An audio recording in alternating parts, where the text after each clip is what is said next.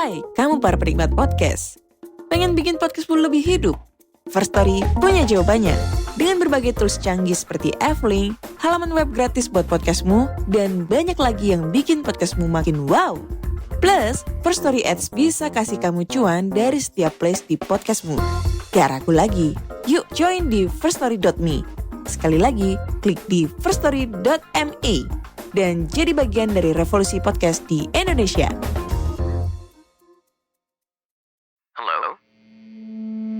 Hello? Podcast Network Asia. Lisir wangi, seliramu tuh makin sirno. Ojo tangi kanmu guling, awas jo ngetoro. Aku lagi bang, wingo. Yen setan kan tak putusi, dudu sembarang, ojo layu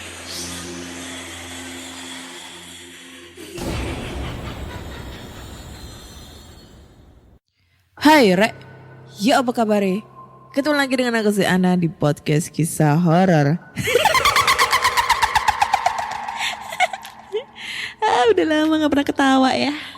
Kita bertemu di episode 238. Dan di episode kali ini aku akan membacakan cerita horor ataupun email berhantu yang sudah dikirimkan teman-teman melalui podcast kisah horor @gmail.com atau di Instagram podcast kisah horor serta Google Form yang linknya tersedia di bio Instagram podcast kisah horor. Setelah 1 minggu kita tidak berjumpa ya, jarang update cerita horor karena lagi ada kesibukan. Kalau minggu kemarin sih kebetulan jaga orang tua yang lagi sakit ya. Terus minggu ini dihadapkan ada kegiatan USP untuk kelas 3 ya, ujian satuan pendidikan itu dah. Ya yang lagi ujian selamat berpusing-pusing ria ya. Berpusing nilai lu juga jelek juga lulus kali. Mana ada sekarang yang gak lulus. Lulus semua ya. Tapi ya jangan lupa belajar yang rajin ya.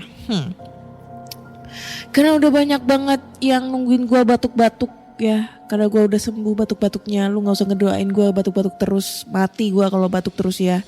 Jadi langsung aja kita bacain cerita horor yang sudah banyak masuk ke email, DM, bahkan di Google Form. Wah keco. Yowes, langsung ayo kita baca-bacain cerita horor. Dan cerita pertama ini datang dari Google Form. Judulnya adalah apa nih? Setelah naik gunung. Assalamualaikum Kak Ana. Halo semuanya, boleh tolong jangan sebutin namaku ya Kak. Aku lama banget nyimpen cerita ini. Terus tadi malam lagi cari-cari podcast di Spotify dan nemu podcast kakak. Sebelumnya maaf kalau belepotan cara ngetiknya. Aku seorang wanita yang sekarang berumur 23 tahun. Dan lumayan sering mendaki gunung di daerah Jawa Timur dan Jawa Tengah. Oke, cerita ini bermula pada Maret 2018.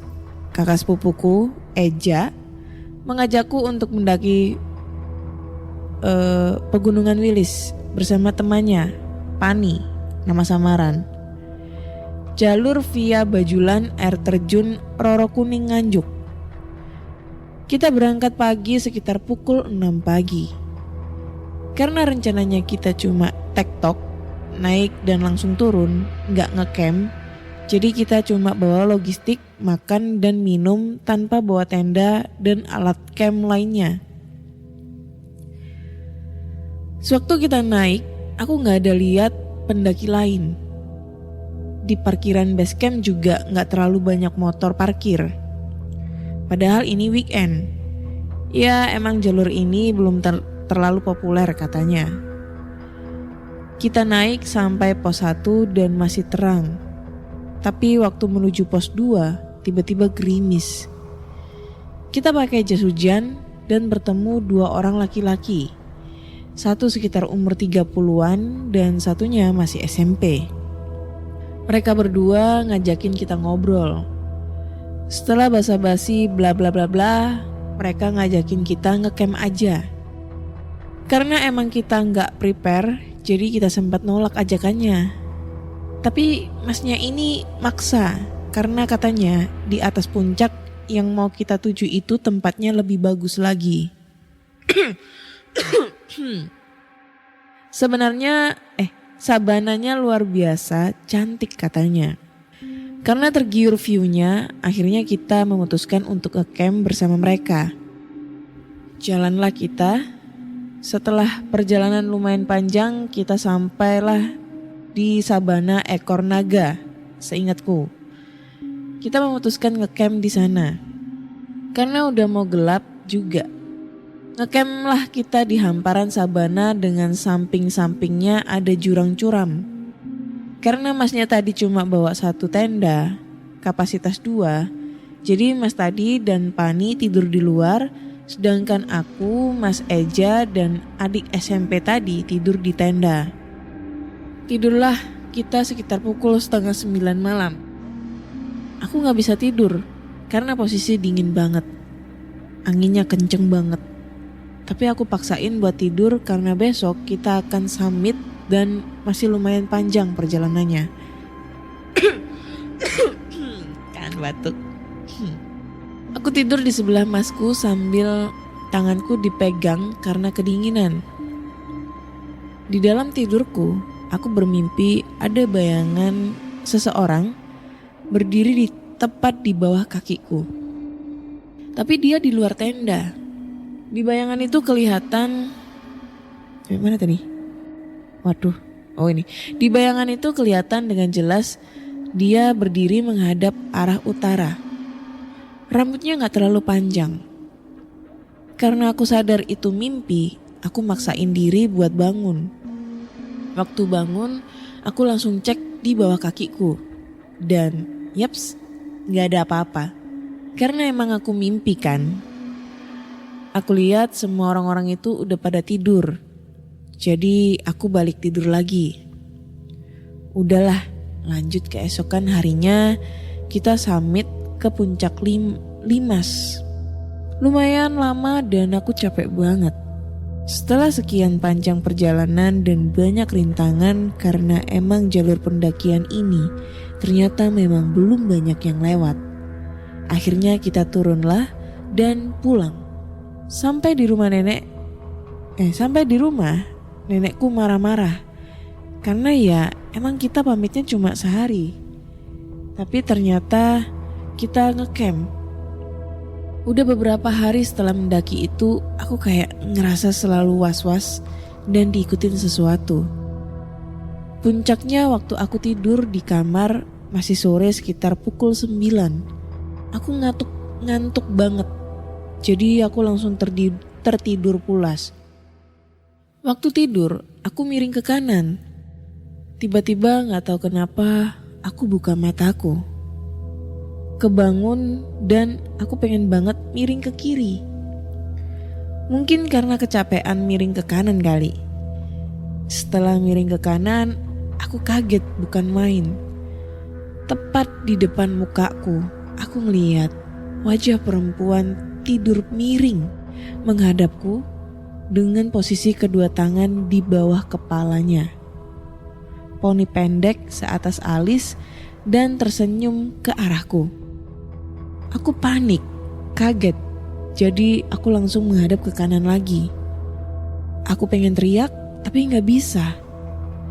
Aku maksa merem dan tidur tanpa sedikit pun bergerak. Keesokan harinya aku gak berani tidur sendiri. Jadi aku tidur bareng nenekku di ruang tengah di depan TV. Itu gak ada gangguan sama sekali, aman banget. Dan aku gak cerita nenekku, karena aku juga gak terlalu percaya soal horor kayak begitu. Karena udah gak ada gangguan, aku beraniin diri buat tidur sendiri lagi di kamarku. Waktu aku mau tidur, tiba-tiba genteng kamarku tuh goyang dan kayak ada yang jatuh besar banget. Kukira kucing, Jadi aku gak takut, cuma kaget. Aku tidurlah dengan tenang. Tiba-tiba waktu aku tidur, aku mimpi di jendela itu ada wanita berjilbab sedang melihat ke arahku. Karena emang jendelanya ada di bawah kakiku, jadi aku bisa melihat langsung ke jendelaku. Aku kaget bukan main karena waktu nengok, ternyata mukanya, maaf, sangat buruk. Mukanya tidak berbentuk, seperti tua dan hancur. Tiba-tiba dia bisa masuk mendekat dan langsung tepat di depan mukaku. Aku kaget dan terbangun dari tidurku. Waktu bangun itu aku langsung pindah ke depan TV bersama nenekku. Nenekku curiga karena nafasku yang berat dan raut mukaku ketakutan. Akhirnya aku memberanikan diri untuk cerita. Singkat cerita, ternyata waktu aku naik gunung dan tidak pulang itu, nenekku bermimpi didatangi seorang anak kecil bernama Putri. Dia meminta izin ke nenekku untuk ikut pulang bersamaku dan menyampaikan pada nenekku bahwa aku baik-baik saja. Aku kaget dan menduga mungkin itu wanita yang kemarin ada di sebelahku waktu aku tidur. Ciri-ciri yang disebutkan nenekku itu mirip dengannya. Berceritalah aku juga ke Mas Eja. Dan Mas Eja ternyata didatangi di mimpi bahwa aku menggandeng anak kecil dengan muka aneh. Pani juga cerita, waktu mendaki kemarin dia melihat wanita berdiri di depan tenda, tepat di bawah kakiku. Jadi ternyata aku gak mimpi waktu itu. Aku takut karena aku, nenekku, masku, sepupu didatangi makhluk yang sama. Singkat cerita, setelah kejadian itu aku jadi sering merasa was-was dan bisa merasakan kehadiran mereka. Nenekku bilang dia gak ganggu, dia cuma pengen ikut aku sekolah. Jadi aku juga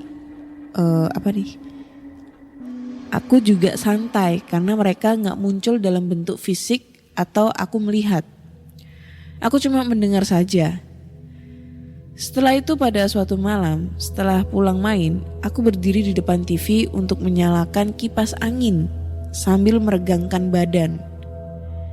Tiba-tiba nenekku yang tiduran sambil melihat TV duduk dan berteriak padaku. Apa kui? Bu uncal neneng aku, rasopan. Yang artinya, apa itu? Kamu lempar ke arahku, gak sopan, kata beliau. Aku makin kaget karena aku gak megang apapun. Uncalnya apa sih mbah? Wong aku gak gowo apa-apa kok. Lempar apa sih mbah? Orang aku gak bawa apa-apa kok. Tiba-tiba nenekku panik, dia berdiri dan membawaku ke dapur. Aku deg-degan bukan main. Maka suasana sangat mendukung kayak di film-film horor. Hujan deras disertai petir. Nenekku mengambil garam di dapur, berkeliling rumah sambil membaca-baca doa. Aku diam saja di depan TV karena speechless, gak tahu harus ngomong apa. Nenekku mendekatiku, melemparkan garam ke arahku, kemudian mencabut satu rambutku dan memasukkan ke kertas bersama bawang putih, jarum, garam, dan gak tahu yang lainnya apa. Gawanen nang diae kowe arepe lunga. Bawa kemanapun kamu pergi. Kubawalah itu kemana-mana. Aku sempat ikut temanku ngekos di kota. Dan selama di kos, aku bawa pegangan dari nenekku itu. Sampai suatu hari, aku meninggalkan pegangan itu di rumah. Ketinggalan tepatnya. Mulailah waktu di kos bersama temanku, aku gak bisa tidur seharian. Aku sering sekali melihat makhluk-makhluk itu. Mulai dari wanita mengintip dari dapur, kuntilanak merah yang sering mengintip kamarku. Terus aku selalu gak bisa tidur. Aku baru bisa tidur setelah mendengar azan subuh. Aku mengalami hal-hal supranatural. Sampai saat temanku bercerita soal pengalamannya di rumah neneknya. tiba-tiba keluar gambaran-gambaran rumah nenek temanku itu di kepalaku. Bersama gambaran makhluk-makhluk penunggu rumah neneknya. Padahal aku belum pernah ke sana. Aku pun mulai resah dan bercerita pada nenekku. Dan nenekku pun membuatkan pegangan baru. Dan kali ini lebih manjur. Karena aku mulai gak bisa merasakan hal-hal goib. Sekarang aku berada di pulau seberang. Dengan mistis yang sangat kental tentunya. Kemarin aku sempat sakit, asam lambungku naik. Dikira temanku aku kesurupan. Mereka memberikanku minuman yang sudah didoakan. Tapi ketika aku minum, aku memuntahkannya. Keesokan harinya orang yang memberikan minuman dengan doa-doa tadi kesurupan. Ternyata katanya dia terserang balik karena minum yang didoain tadi kumuntahin. Jadi intinya aku masih ada penjaga dari nenekku, tapi aku gak sadar. Oke. Thank you, siapa tadi namanya? Oh, namanya dirahasiakan ya. Buat ceritanya nih ya. Pengalaman dia habis naik gunung, tiba-tiba turun dari gunung, mendaki lembah gitu kan. Dia bisa melihat makhluk-makhluk halus, makhluk gaib ya. Yang membuat aku jadi agak ini ya, agak awam banget adalah jimat nih. Jimat yang dikasih neneknya itu dari rambutnya, sehelaian rambutnya, garam, jarum, terus nggak tahu apa, terus dibungkus pakai kertas, coy. Kalau itu bisa menangkal supaya kita nggak bisa ngeliat makhluk halus. Jadi kalau kita pengen ngeliat makhluk halus itu caranya gimana dong? Karena gue juga pengen gitu ya. Cuma kalau misalnya aku harus ke gunung itu kayaknya nggak mungkin banget. Karena aku tipe kalau orangnya tuh capek banget kalau nanjak-nanjak jalan di tempat nanjak aja udah capek gitu ya. Apalagi naik gunung gitu. Capek ya. Gunung kembar itu ya nggak capek. Tapi kan gunung kembarnya siapa gitu? Masa iya aku mendaki gunung kembar? Lesbi dong lu. Enggak dong, canda ya. Puasa ini, canda-canda. Gitu. Kalau di pulau seberang, kalau ceritamu di pulau seberang itu jauh lebih mistis, ya ditunggu ya cerita berikutnya. Karena kayaknya di pulau seberang itu kemungkinan di Bali atau di Kalimantan yang kental akan mistisnya itu pasti banyak cerita-cerita horor yang didapat tuh ya. Nah, kalian pernah punya pengalaman gak setelah mendaki gunung terus turun gitu, kalian mendapatkan hal-hal mistis, bisa ngelihat sosok hantu, bisa ngelihat apa ya? Kalau lebih tepatnya itu bisa menerawang. Wah. Kayak Roy Kiyoshi ya, menerawang. Kira-kira bisa menerawang jodoh saya siapa? Ya, sebenarnya aku pengen curcol ya. Curcol tentang pengalaman cintaku ya. Tapi nanti aku takut dimarahin sama netizen lagi gitu ya. Terlalu banyak intronya, terlalu kepanjangan, hal-hal yang nggak penting gitu. Jadi ya udahlah, nggak usah curcol. Ntar nggak asik lagi. Padahal ada momen curcol yang udah lama ya gua nggak curcol, jadi cerita-ceritanya itu ketumpuk jadi satu. Cuma ya udahlah nggak usah ya, nanti aku dimarahin. Lanjut kita ke cerita berikutnya ya. Lanjut cerita berikutnya ini datang dari email. Ini judulnya sangat panjang sekali ya. Pengalaman menginap sehari semalam di rumah teman yang angker. Wah, panjang. Yaudah, langsung aja kita bacain. Hai Kak Ana dan para pendengar podcast kisah horor. Tolong jangan sebutkan nama aku ya. Jadi izinkan aku untuk menceritakan tentang pengalaman horor atau pengalaman yang gak pernah aku bisa lupakan hingga saat ini. Jadi awalnya aku ingat kejadiannya terjadi saat aku masih duduk di bangku SMK. Dan kebetulan waktu itu adalah hari libur panjang untuk anak sekolahan. Menikmati masa-masa libur yang kadang bikin anak-anak macam aku cepat bosen. Tiba-tiba aku dapat SMS dari teman-teman geng di kampung. Mereka bilang mau nginep selama 2 hari di rumah temen yang ada di kampung sebelah. Kampungnya sendiri jaraknya dari kampung aku cukup jauh. Dan rumahnya sendiri udah lama gak ditempatin sama itu anak. Sebut saja nama temen aku yang punya rumah itu namanya Yuda. Nama disamarkan. Karena aku pikir bosen juga kalau di rumah libur-libur gini, akhirnya aku bilang setuju untuk ikut. Kami berangkat pukul 9 pagi dan perjalanannya sendiri ditempuh dalam waktu 1 jam. Setelah menempuh perjalanan cukup jauh, beberapa teman langsung menuju dapur bersama Yuda si tuan rumah untuk membuat mie instan. Karena paginya gak ada yang sarapan di rumah. Sementara sisanya ngumpul di ruang tengah sambil masang PS2 yang udah kami bawa dari rumah biar acara nginepnya gak ngebosenin. Jujur aja, pertama lihat rumahnya gak akan kepikiran bila rumah ini menyimpan sesuatu misteri yang sulit dipercaya. Karena penampilan rumahnya sangat-sangat sederhana layaknya rumah biasa penduduk.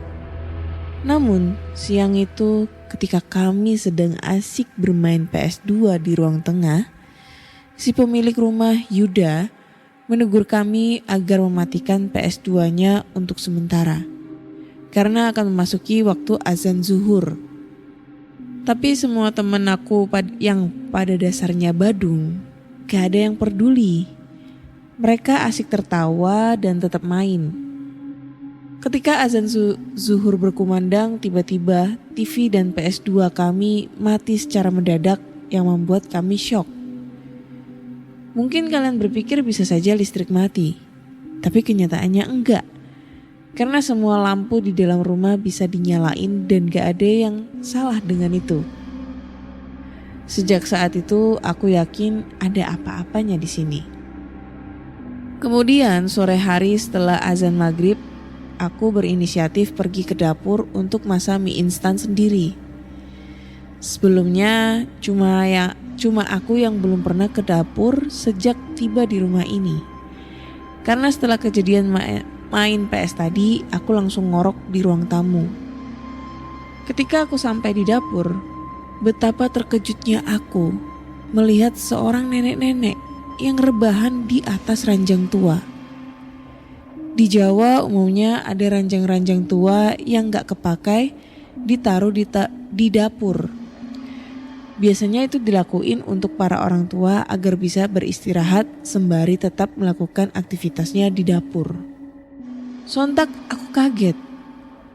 Nenek itu ngeliatin aku dengan wajah senyum dan jujur senyumnya itu nyeremin dan udah bikin aku ciut. Tapi karena aku berpikiran positif, aku memberi salam layaknya anak muda memberi hormat pada orang tua. Kula nuwun nek, ucap aku yang disambut anggukan nama beliau. Setelah masak mie, aku berpamitan dan ngumpul lagi bareng teman-teman yang ngerumpi di teras rumah. Tiba-tiba aku teringat dengan nenek-nenek itu, jadi aku tanyain ke Yuda, sang pelaku tuan rumah di rumah ini. Bro, itu nenekmu ngapain di dapur?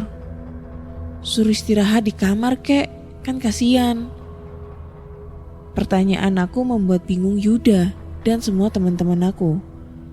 Pasalnya, jawaban yang aku terima begitu mengejutkan. Di rumah ini udah gak ada siapa-siapa selain kita. Nenek aku udah meninggal lama. Kalaupun ada yang kesini palingan bapak. Tapi nanti malam dia mungkin kesini. Langsung aku bertanya-tanya dalam hati. Terus tadi nenek siapa gitu ya. Lalu aku berusaha melupakan pertemuan aku dengan nenek misterius itu. Karena setelah Yuda memberitahu bahwa gak ada orang lain di sini selain kami, rasanya aku gak percaya bahwa pertemuan itu nyata. Lepas sholat isya, aku memutuskan untuk tidur. Sementara teman-teman aku main PS lagi di ruang tengah. Baru aja memejamkan mata, tiba-tiba aku merasakan sesuatu bernafas tepat di tengkuk leherku. Karena merasa keganggu dan mungkin itu teman yang jahil, aku pun berbalik. Dan betapa jantung rasanya mau copot saat aku ngeliat nenek-nenek itu ada di depanku. Pengen rasanya teriak, tapi suara aku seolah gak keluar. Dan akhirnya semalaman aku cuma bisa pasrah ditungguin makhluk yang aku yakin penghuni rumah ini. Karena aku merasa dia nggak berinisiatif jahat. Akhirnya aku mulai terbiasa. Belum berhenti sampai di sini, aku kembali tertidur dan berusaha nggak memperdulikan makhluk misterius itu. Tepat tengah malam, tiba-tiba aku terbangun karena suara yang begitu keras. Arah suaranya sendiri berasal dari arah dapur, di mana di dapur ada sebuah pintu yang diganjal sama almari. Konon kabarnya, pintu itu menghubungkan pada kebun halaman belakang dan sengaja digembok. Waktu itu suaranya makin lama makin menjadi dan membuat aku penasaran. Tapi tiba-tiba nenek tua itu memegang kakiku yang udah berdiri sembari menggelengkan kepalanya, seolah ngelarang aku pergi ke tempat itu. Akhirnya aku pun mengurungkan niat dan lanjut tidur. Pagi hari pun tiba dan aku balik sama teman-teman. Ketika sampai di rumah, tiba-tiba aku bingung. Semua teman aku mengerubungi aku kayak wartawan. Mereka tanya apa aja yang udah aku alamin dan lihat selama di rumah itu. Dalam hati aku, kok mereka bisa tahu? Sontak mereka cerita, biasanya kalau anak baru bakal diliatin oleh makhluk-makhluk penghuni rumah itu. Temen aku ngaku mereka udah pernah lihat semua. Mulai dari anak kecil bermuka hancur, pria tua bersorban, sampai kuntilanak yang duduk di bawah pohon mangga. Sontak aku kesel karena gak ada yang ngasih tahu sejak awal. Itulah sepenggal pengalaman tentang aku, Kak. Pengalaman menginap sehari semalam di rumah temen yang angker. Semoga cerita aku bisa menghibur pendengar podcast kisah horor dan untuk partisipasinya aku ucapkan terima kasih. Oke. Berarti lu dikerjain coy, Ridwan. Teman-teman lu udah pada tahu kalau rumahnya angker. Makanya lu dikerjain biar bisa berbagi pengalaman cerita horor nih. Nah, bisa tuh teman-temannya ngirim cerita ya ke podcast kisah horor. Pasti kan banyak macam-macam pengalaman mistisnya nih. Kalau si Ridwan kan lihatnya nenek-nenek. Tapi nenek-neneknya itu baik. Buktinya Ridwan mau ngebuka pintu yang digedor-gedor, nenek-neneknya udah megang tangannya terus bilang, "Jangan." Gitu kan, geleng-geleng. Tapi kalau temannya itu malah diliatin yang ada laki-laki bersorban, ada yang kuntilanak di bawah pohon mangga, lalu apalagi tadi satunya? Muka anak kecil bermuka hancur. Wah, serem tuh, anak kecil bermuka hancur. Jadi masalahnya itu rumah kenapa kok bisa dihuni dengan berbagai macam makhluk halus ya. Ini pasti lokasinya ada di pedesaan ya, karena aku agak familiarnya tentang dipan atau kayak ranjang kayu yang ditaruh di dapur. Itu kayak rumah-rumah di rumahku yang di desa ya, zaman-zaman dulu itu biasanya nenekku tuh naruh apa itu ranjang kayu gitu, ditaruh di dapur, dialasin kayak tikar anyaman gitu, yang tujuannya ya buat kalau masak gitu kan, sambil duduk-duduk apa segala macem, sambil ngerumpi di mall gitu ya. Tapi sekarang tuh udah jarang kayak gitu coy. Udah jarang ada orang naruh dipan atau apa tuh ranjang kayu itu di dapur udah jarang. Karena seiring berkembangnya zaman dapurnya semakin milenial kayak gitu ya. Kerjain, kapok. Tapi yang masih menjadi misteri ya, kenapa setiap ada orang ngirim cerita tentang diliatin sosok makhluk halus. Seperti yang kayak cerita pertama ya. Pada saat dia tidur dia dilihatin sosok makhluk halus. Nah pas posisi diliatin pasti bisa ketebak kalau dia gak bisa gerak. Dia gak bisa ngomong, dia gak bisa teriak, dia gak bisa apa ya? Ya itu tadi, intinya gak bisa gerak, gak bisa bangun, gak bisa teriak, gak bisa ngomong. Pasti itu, cuma bisa ngelihat doang. Pokoknya posisi kalau kalian bukan ketindihan ya, lebih kayak kaku gitu, nge-freeze gitu, gak bisa gerak, gak bisa apa gitu. Pasti posisi waktu tidur. Kenapa gitu ya? Apa karena emang pada posisi itu kalian kayak didekep gitu atau mungkin di apa ya? Gimana ya ngejelasinnya ya? Kayak kenapa gitu loh? Apa alasannya ya? Kok gak bisa bangun gitu loh kalau ngelihat sosok hantu gitu? Kalau aku kan ya karena belum pernah ya. Ya pernah yang namanya ketindihan. Cuma kan kalau logikaku sih ketindihan itu bukan berarti aku ditindihin sosok makhluk halus. Enggak. Logikaku sih ya mungkin karena ada saraf yang keganggu, tegang sehingga kita kayak apa ya kram banget gitu loh. Kayak kram gitu gak bisa gerak. Nah kayak gitu-gitu biasanya. Terus kalau misalnya kita ngeliat sosok hantu ya mungkin karena ketindihan itu identik pada saat tidur terus dia nge-freeze gitu. Akhirnya kita tersugas sama sosok makhluk halus. Nah bisa jadi itu kayak ketindihan, sleep paralysis kayak gitu-gitu. Ya. Serem belum sih ya. Makanya kita lanjut ke cerita terakhir. Lanjut ke cerita terakhir. Dari lokasinya ini adalah cerita kesekian kalinya nih ya.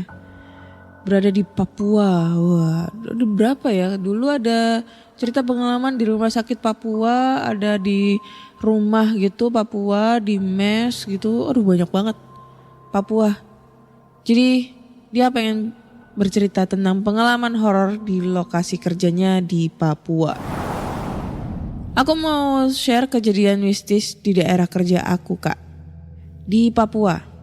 Lebih tepatnya di kota kecil bernama Dekai, Kabupaten Yahukimo. Aku udah 1 tahun tinggal di sini. Yang aku sukai dari tempat ini adalah udaranya yang bersih dan masyarakatnya yang bersahabat. Jadi di sini aku bekerja sebagai humas, sekaligus legal division untuk sebuah perusahaan tambang.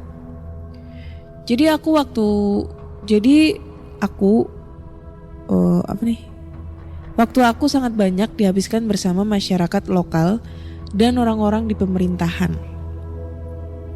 Banyak kisah-kisah lucu dan asik serta seru yang beredar di sini. Ada juga kisah horornya. Salah satunya tentang adanya penghuni-penghuni di dalam hutan yang masyarakatnya ini menyebutnya kekuatan alam. Cerita ini tidak hanya aku dengar dari masyarakat. Banyak juga pendatang yang sudah mengalami hal ini. Bahkan sampai ada korban jiwa. Ada juga cerita tentang makhluk yang dinamakan Swangi. Manusia yang mempelajari ilmu hitam dan terjerat dalam ilmu tersebut.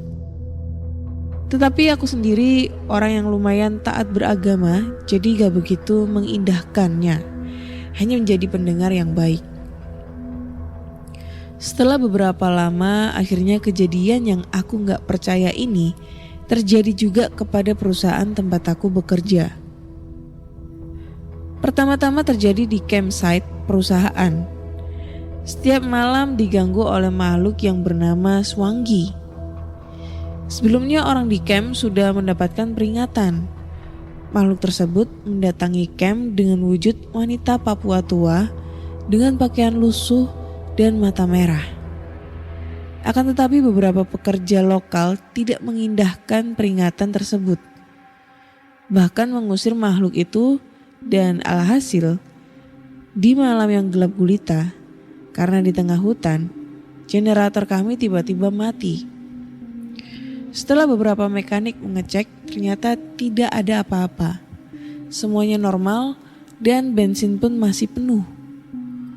Lalu beberapa orang lokal mulai berasumsi tentang Suanggi yang datang sebelumnya.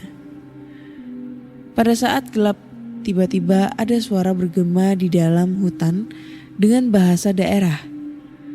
Lalu sebagian orang lokal lari meninggalkan camp kami. Sebagian yang tinggal mengatakan kepada geologis bahwa arti suara tadi adalah kalian sudah diperingatkan. Maka malam ini kalian tidak akan beristirahat dengan tenang. Karena helikopter untuk evakuasi baru bisa terbang besok pagi untuk menjemput, maka mereka hanya bisa bertahan saja. Ketika hampir pagi, koki masak di camp hendak memasak beberapa ayam yang dibawa dari kota. Terjadi lagi sebuah kejadian aneh yang mengakibatkan koki cedera. Pohon yang sangat besar yang berada di depan pohon rubuh dan menimpa camp dapur yang mengakibatkan kerusakan total.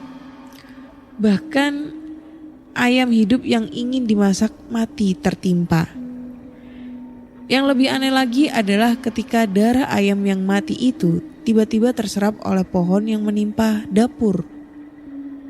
Tak lama kemudian heli datang melakukan evakuasi. Kejadian kedua adalah ada orang Jawa yang tiba-tiba menghilang dari campsite yang lain.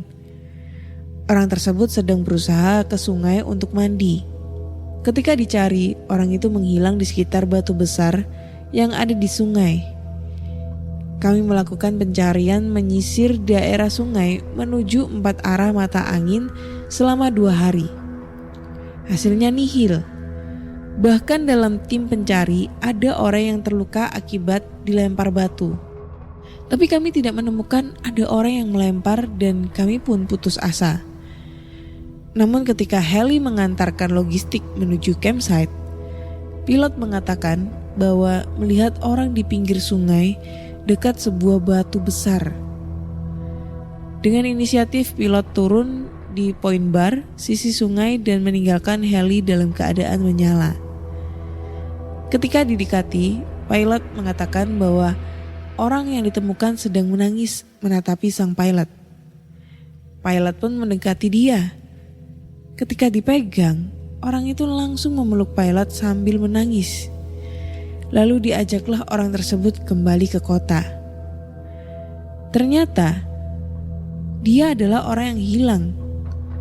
Orang itu mengatakan ketika habis mandi, dia bertemu orang tua yang hanya memakai koteka, tapi bisa berbahasa Indonesia dengan lancar. Tidak tahu kenapa orang hilang ini langsung terduduk dan tidak bisa berdiri, dan orang tua itu menghendaki dia untuk tetap tinggal mendengarkan cerita dia. Ketika sudah siang, dia melihat beberapa orang yang mencari dan meneriaki namanya, tapi orang ini tidak bisa membuka mulutnya. Bahkan ketika tim evakuasi mendekat, tidak ada yang melihatnya. Karena dia tidak bisa berdiri, dia melemparkan batu kepada anggota tim. Tetapi ketika menengok, orang yang dilempar seolah-olah tidak bisa melihat. Sampai ketika pagi hari, orang tua tersebut menghilang dan heli datang menjemput. Itulah cerita yang ingin aku share. Maaf kalau ceritanya jelek, karena pertama kali ngetik sepanjang ini untuk berbagi cerita di podcast kisah horor.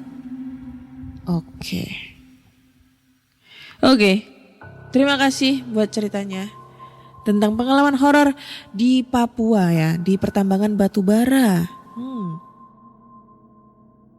Lumayan serem sih ya, tapi aku gak bisa ngebayangin sih ya, hantu di Papua itu seperti apa? Apakah di sana ada kuntilanak juga? Kalau cerita dulu sih ada kuntilanak di rumah sakitnya gitu kan, cuma aku gak tahu bentuk kuntilanaknya itu kayak gimana, atau bentuk genderuwonya itu kayak gimana. Apakah dia juga pakai koteka juga? atau gimana aku juga nggak tahu ya. Tapi ini adalah cerita kesekian kalinya loh dari Papua. Wah, berarti ini kan podcast kisah horor udah didengar dari Sabang sampai Merauke ya. Aceh udah pernah belum ya cerita? Kalau Medan itu udah, Padang udah, Palembang udah, Riau udah, terus Batam udah, Kalimantan wah sering, Sulawesi pernah, Maluku pernah sekali, Bali udah pernah sering, Lombok belum, NTT pernah, Jawa apalagi tuh udah, Jawa tuh udah kemana-mana itu udah pernah ya. Papua itu ternyata juga sering sekali ya, banyak kirim cerita dari Papua ke podcast kisah horor. Berarti ini gue sangat berterima kasih buat pendengar podcast kisah horor dari Sabang sampai Merauke gitu guys. Papua gimana ya setannya bentuknya, penasaran kayak gimana tuh loh bentuknya kuntilanaknya, apakah sama dengan kuntilanak-kuntilanak lain yang ada di Jawa gitu ya, kan gue nggak tahu gitu. Apakah dia memakai bahasa Papua sana? Saya ingin menghantuimu, kok jangan lari ya, kayak gitu kan kuntilanaknya. Lucu Jay. Tapi gue gak bisa ketawa karena gue lagi sedih. Di hari ulang tahunku tuh sedih banget. Ya gitulah pokoknya. Oke, kayaknya cukup sekian dulu cerita horor di episode kali ini. Buat teman-teman semua kalau kalian punya cerita horor nih, kalian bisa langsung aja kirim cerita kalian ke podcastkisahhoror@gmail.com atau DM Instagram podcast kisah horor serta Google Form yang lainnya tersedia di bio Instagram podcast kisah horor. Jangan lupa follow podcast kisah horor di Spotify, Google Podcast, Apple Podcast, Amazon, Anchor, Noise, Pogo, dan Reso, dan platform podcast kesayangan kalian. Jangan lupa nyalain tanda notification di setiap platform agar kalian selalu update cerita horor terbaru. Dan jangan lupa ya kasih bintang 5 podcast kisah horor di Spotify agar aku selalu bersemangat lagi membawakan konten-konten horor, cerita-cerita horor yang terbaru nih ya. Oke? Akhir kata saya Ana undur diri dan terima kasih sudah mendengarkan podcast kisah horor. Bye-bye.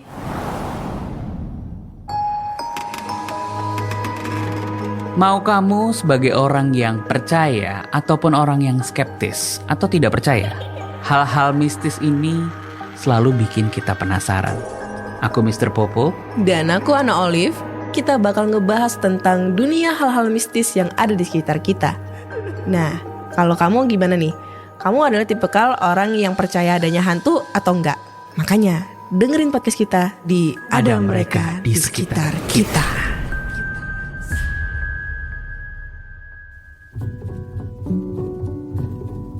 Pandangan dan opini yang disampaikan oleh kreator podcast, host, dan tamu tidak mencerminkan kebijakan resmi dan bagian dari podcast Network Asia.